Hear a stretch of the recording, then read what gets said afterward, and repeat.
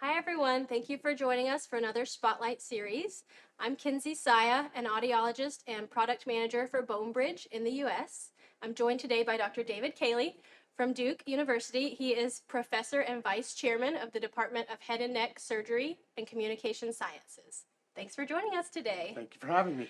Today, we're here to talk about BONEBRIDGE and how you've incorporated this bone conduction implant into your clinical practice. Right. So can you start by telling us a little bit about your clinical practice and what typical patient populations you see every week? Sure. So I am exclusively otology and neurotology, so all things ear related, hearing and balance issues and base of skull tumors, and I see all ages, kids to adults, anybody with ears. And which patient populations do you see who might be candidates for a bone conduction implant? It's really a couple population. People who have single-sided deafness is a really good population for that, with no history of chronic ear disease, but just sudden sensory hearing loss or other reasons for having single-sided deafness are really good candidates for it. Or people who've had chronic ear disease and have had a lot of extensive surgery and big conductive hearing losses may not be suitable for hearing aids or have difficulty with hearing aids, like getting chronic infection with them, or someone who's had a canal wall down and has very large meatus and a hearing aid just doesn't fit well in them. Those are really good candidates. And historically, have these candidates received percutaneous devices? A lot of them in the past have. We was really the mainstay of our practice for a long time. As cross aids got better, we started seeing people getting cross aids as well as percutaneous. Um, but there were cost prohibitive things with the cross aids, and sometimes people just wanted to have the single one device, and so there were a lot of reasons why we had percutaneous. And so when did you start doing BONEBRIDGE? I started doing BoneBridge right when they became available. I implanted the first adult in the U.S., which was a week after the first person, which was a child, Yeah.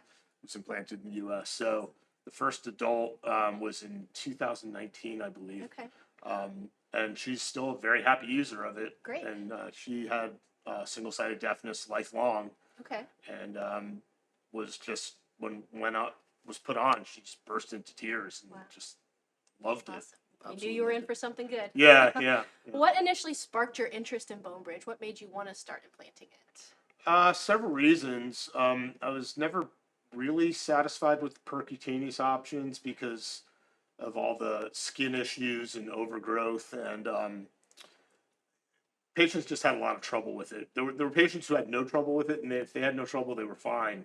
But a large percentage of them just had chronic infection, and it was just a constant trouble for them. And other transcutaneous options I didn't find were as good, where the magnet still had to drive through the skin to get to it. I felt that was just not as good an option. Sure. There was a very narrow band of people who benefit from that. So when fully subcutaneous options came about, where the actual magnet driving is in the bone, I thought that was a really good option for him. So nothing through the skin, and all of the energy is in the device in the bone. I thought that was a really good option. And from a surgical perspective, is there anything in particular about BoneBridge that works well for your patients as far as the design or flexibility of the implant that is really suitable for the people you see? Yeah, I think the flexibility of it, meaning like it actually is flexible, it could bend in multiple directions. It is truly flexible, is its biggest strength for me, because I'm using it a lot in patients who've had prior mastoidectomies and prior canal wall down, and this allows it to be implanted above the actual implant goes under the temporalis in those patients, and it can be bent so the device is at ear level, but the implant is above the ear under the temporalis, and it's nice and flat, so it doesn't have a bulge under the muscle.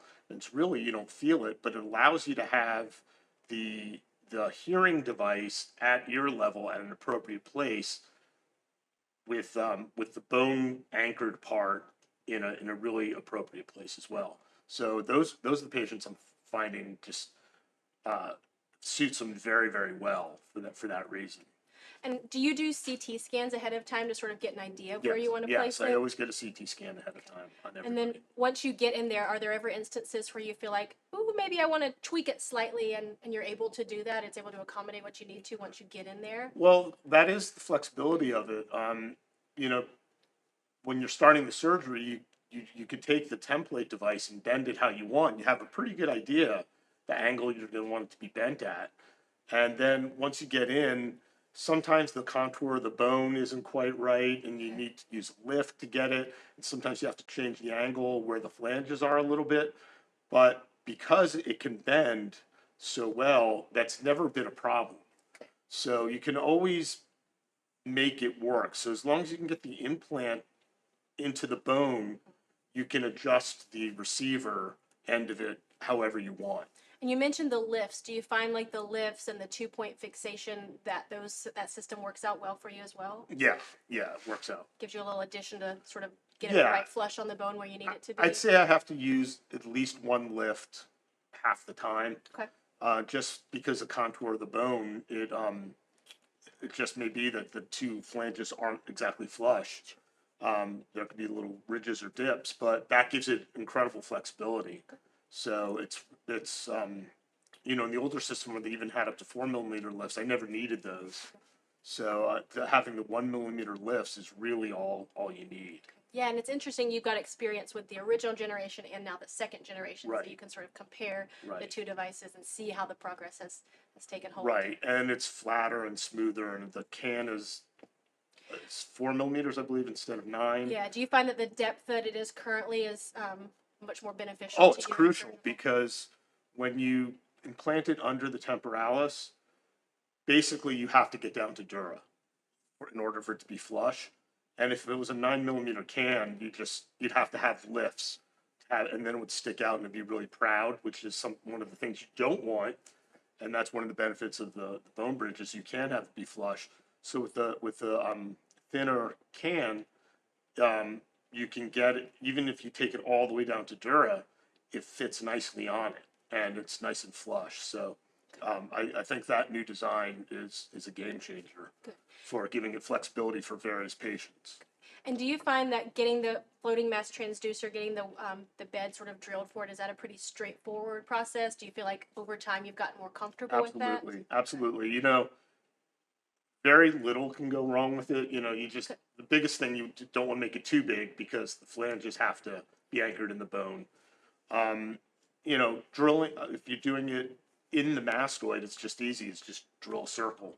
But most neurotologists are pretty comfortable operating around the dura. And the outcomes have been the way you'd want them The still? outcomes have all, yeah, absolutely. The hearing is outstanding, and they just do really great with that.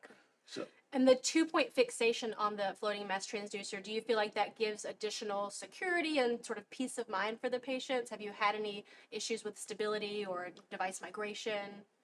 It's incredibly stable, particularly because in the flanges, it's recessed, and so you know that it's going in well because the screw ends up being flush in the recess of the flange, so it is anchored, and the 2-point fixation is very, very secure, and that also ensures that it's flush. So yeah, I think that's a great feature of it. And also, they're not osseointegrated screws; they're just screws in the bone, so they're healed up quicker. You don't have to wait for integration before you can load it. So the time after surgery to loading is very low, and particularly if the way we're doing it, the receiver end is in a subperiosteal pocket, so it's not creating a lot of swelling. So the healing up time is quite quick. Great. And so by 3 weeks, regular post-op, 3 week, we're loading them then. That's awesome. They've done great. That with probably leads to happy patients, not Yeah, having to wait yeah, as long. yeah, That's exactly. great. So now that you've got a few years, your patients have maybe had the devices for a few years, do you feel like the outcomes have been what you've hoped they would be, that the patients are satisfied and everything's functioning the way that they'd like it to be? Yeah, yeah, they're very satisfied. I've had the fortune of having several patients switch from a percutaneous to the bone bridge or going from cross aids to the bone bridge, and uniformly they say the sound quality is better. Great. So it's kind of an interesting A/B test Yeah. for those people. So they're very satisfied. So as far as post-operative outcomes with BoneBridge, are your patients satisfied with the cosmetics of it? Yeah, they're very satisfied because it's flush. They don't really feel it. So there's really not a concern with that. You know, it's placed naturally where the at ear level, so they really feel like it's And are there normal. certain populations that you feel like BoneBridge would be your go-to for certain outcomes like that? Yeah, I really feel that if somebody's had a prior mascoidectomy, or particularly if they've had a canal well down, the placement of the bone bridge, the flexibility of it, allowing the floating mass transducer to be implanted in the bone above the ear under the temporalis, and then bending it so it gives it much more flexibility. Whereas another brand, you'd have to put it pretty far posteriorly. And the surgery is hard because then you start getting around the convexity of the skull, and it ends up being a little more difficult in the surgery. And then the device is placed really far behind the ear, so it's less natural um, pickup of sound. Let's talk about the role of the audiologists that you work with. Are they involved heavily in your counseling process with patients and which devices they may choose are most appropriate? Absolutely. So everybody who's a candidate, we have an audiology assessment, and we go through all the devices. We discuss cross aids with them, um, and if it's single-sided deafness and it's appropriate, we talk about cochlear implants as an option as well. So it's a really comprehensive evaluation, and they get information on BoneBridge, on cross aids and Ossia as well. Um, there are certain cases where I feel like really the BoneBridge is the only option for them, and I will definitely let the audiologist know ahead of time that that's what we really, for medical reasons, for various reasons, that really is the best option for them. Okay. But it's a real team effort. Okay. Let's talk about just the impact on your patients' lives. Have you had any reports from patients as far as what it means to them to have BoneBridge and to be able to hear through that system? Yeah, yeah. I mean, it's startling. You know, like I said, that one lady had been single-sided deafness most of her life, and she just burst into tears. It was amazing. It was a really amazing experience. We've all had that with like children hearing for the first time, and how emotional it is. It's really it's very impactful. You know, there aren't many surgeries you do that are for happy reasons, and getting people hearing back is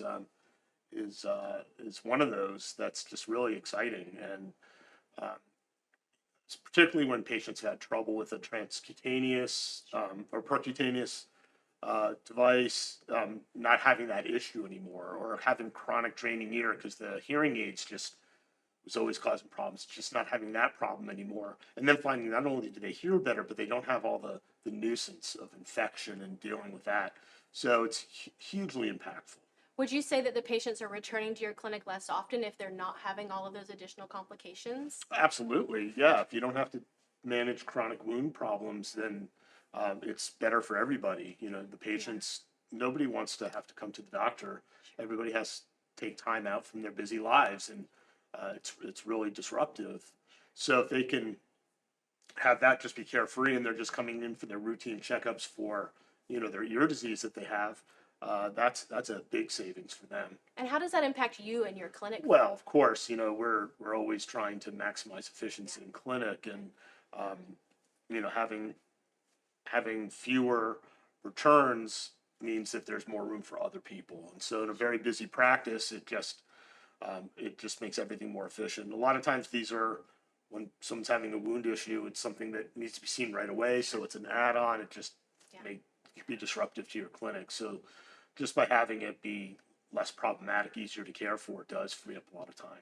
It's nice to hear that you've had overall a positive experience, that from a surgical side of things, it's pretty straightforward, but it's adaptable when you need it to be. Right. And then post-operatively, that patients are pretty streamlined and not having to return as often. If someone were to come to you and say, hey, I'm considering BoneBridge, or I'm just starting it and I'm just sort of trying to get in my groove, what would you say to them? Like, what could they expect their outcomes to be as far as their clinic and their patients? Well, I think the outcomes are phenomenal. There are some tricks to the surgery that I think are really important. Being able to implant it subtemporalis gives you a much wider range of patients that you can do this for.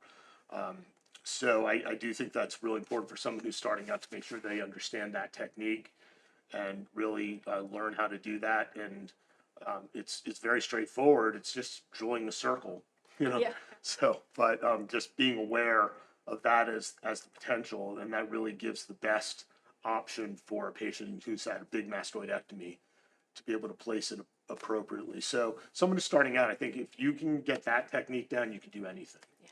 And we've actually been hosting some drilling labs for audiologists to let them get a feel for it, and even watching them say, "Oh, well, that was easy. It's just drilling a circle." Drilling a circle, You know, makes yeah. them think maybe they could be the surgeons. But Yeah. I'm glad to hear it's worked out so well for you so far, Yeah. and I'm hoping to continue for years to come with even better progress. So, Absolutely. thank you for joining us today. Sure, my pleasure. Nice to be here.